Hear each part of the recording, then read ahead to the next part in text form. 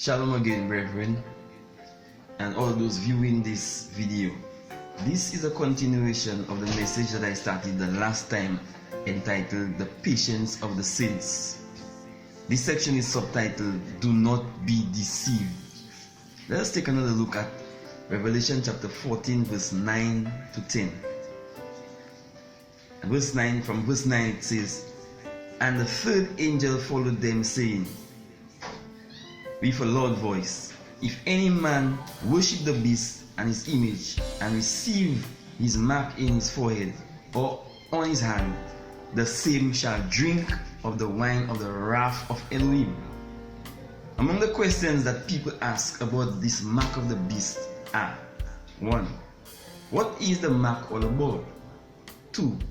Who receives the mark? 3. Can someone be forced to receive the mark even if he does not want it? And another question that people ask is, can someone receive the mark ignorantly? Some believe that this mark of the beast is some kind of credit card. Others believe that it is a universal Sunday law that will be enforced. Still, there are those who propose that it will be a microchip implanted in some part of the body through the use of technology. No, there's nothing wrong with technology. It is the abuse of technology to harm others that is bad. But I submit to you that I believe that the beast will most likely take full advantage of technology in implementing this mark in an effort to accomplish his intentions. However, we should really be concerned about how to avoid being deceived. It is only those who are deceived who receive the mark of the beast. No one will be forced to take the mark of the beast, nor can anyone receive the mark ignorantly. It is through deception, and I want to emphasize on that point. It is through deception that you receive this mark. Certainly, there will be dire consequences for those of us who refuse to accept the mark of the beast system. The beast system will make life very difficult for us. In fact, it will be a living hell on earth for the saints of Almighty Yahweh. But Yahweh has promised that He will never leave us nor forsake us, so we have hope. The deception will be so severe, and be mindful of that. It is deception. Deception will be so severe that Yahshua said, if it were possible, even the elect would be deceived. And as you can find that in Matthew chapter 24 and verses 24 and 25. It reads, For there shall arise false messiahs and false prophets, and shall show great signs and wonders, insomuch that if it were possible, they shall deceive the very elect. Behold, I have told you before. That's Yahshua speaking, and He has told us all of these things. It's not like somebody is going to receive that prophecy and they're going to come and say they just receive it from Yahweh. No, Yahshua has already told us these things, so we're just looking out for them. If you check out Revelation chapter 13, verse 11 to 14, let's see what it says there. I beheld another beast coming up out of the earth. So there was one before it, which was the anti-Messiah, the man of sin. And this other beast came out from the earth, which is the false prophet. And he had two horns like a lamb and spake as a dragon. Imagine an animal having two horns, one like a lamb and one like a dragon. And he exercised all the power of the first beast before him. So in other words, he is working in unison. He complements the man of sin, and causeth the earth and them that dwell therein to worship the first beast, whose deadly wound was healed. Now the Greek word for causeth is something like, I forgot to record it, but it's something like poio, and it does not mean to enforce or to force. Alright? But it means that He will make provision for those who will worship him to receive that mark, that they can be identified by the system. And the verse continues to say, let me just read from verse 12 again. And he exerciseth all the power of the first beast before him, and causeth the earth and them that which dwell therein to worship the first beast, whose deadly wound was healed. And he doeth great wonders, so that he maketh fire come down from heaven. Can you imagine a man, human flesh and blood like you and I, causing fire to come down from heaven? That's going to be very deceptive, brethren. Fire come down from heaven on earth in the sight of men, and deceiveth them that dwell on the earth by the means of those miracles which he had power to do in the sight of the beast. So he's going to perform great signs and wonders, great miracles, and people will be deceived through because of these great signs and wonders. And so therefore they will easily look at this man as the Messiah and accept his form of worship and take the mark of the beast.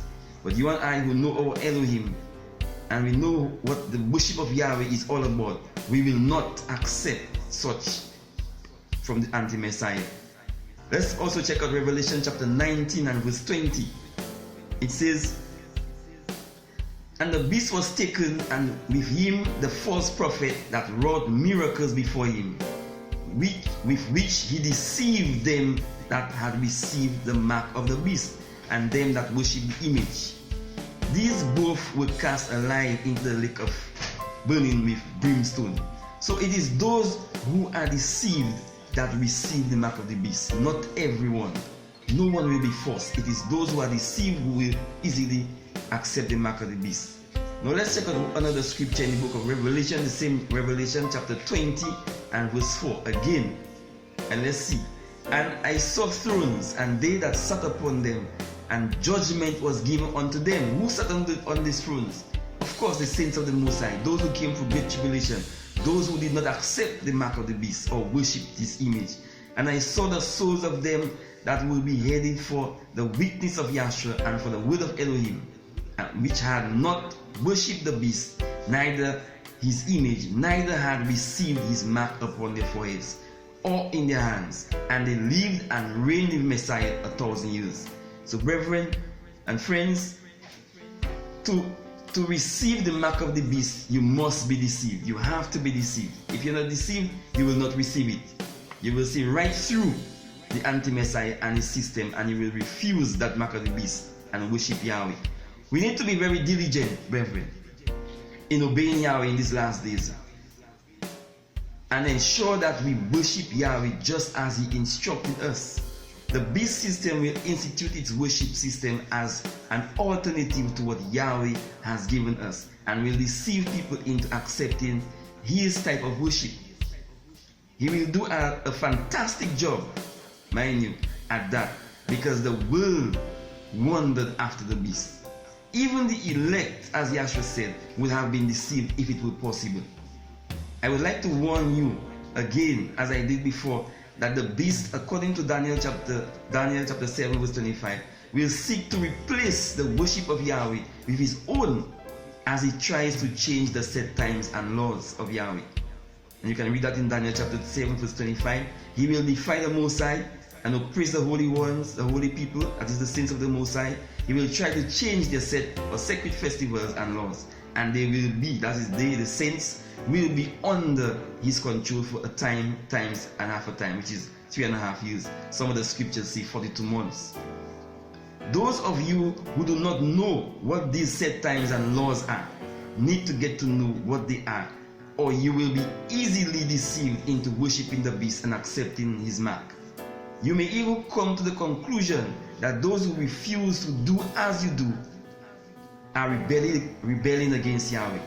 Those of us who know the set times and laws outlining the worship of Almighty Yahweh through his son Yahshua must continue steadfastly and remain faithful solely to the worship of Almighty Yahweh.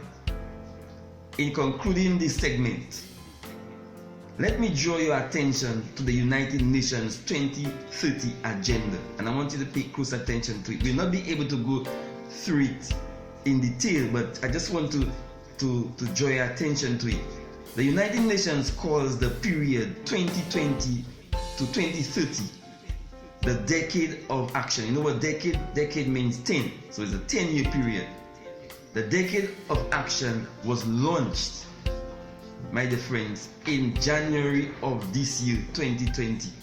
According to the United Nations, there are just 10 years remaining to transform the world. And just what does that mean? It means that they want to achieve the goals they have outlined by 2030.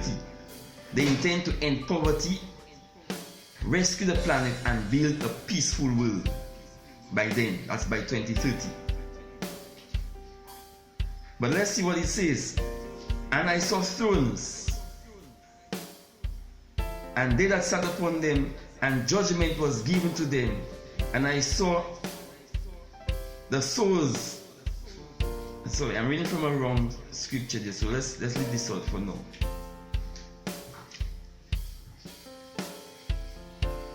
So the goals of the United Nations is to end poverty, all forms of poverty, and build a peaceful world. And they're saying that this is gaining global momentum. But listen to what they're saying. We've just 10 years to go, because we are in 2020 right now.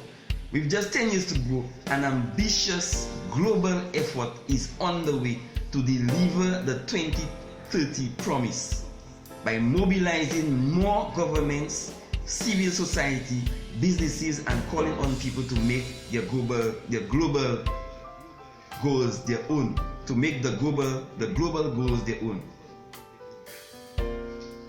Today, they continue to say, today progress is being made in many places. However, overall action to meet the goals is not yet advancing at the speed or scale required by the United Nations. So guess what?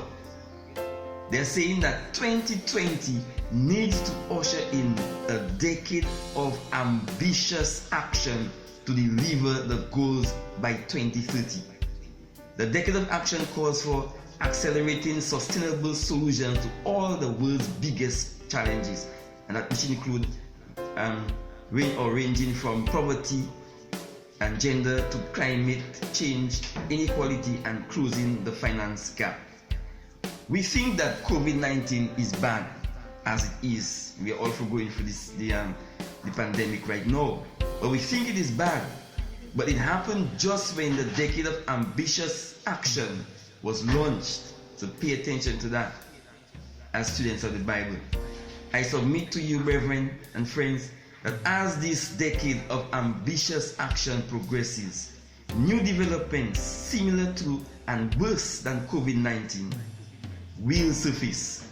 These most likely will pave the way for the system, the beast system, at a faster rate. However, we don't have to be dismayed or fearful. Let us remain faithful to Yahweh and watch our life and doctrine closely, so that we are not deceived into abandoning the worship of Yahweh and accepting the worship of the beast. Once again, I want to thank you for listening, and may Yahweh bless you and keep you in Yahshua's name.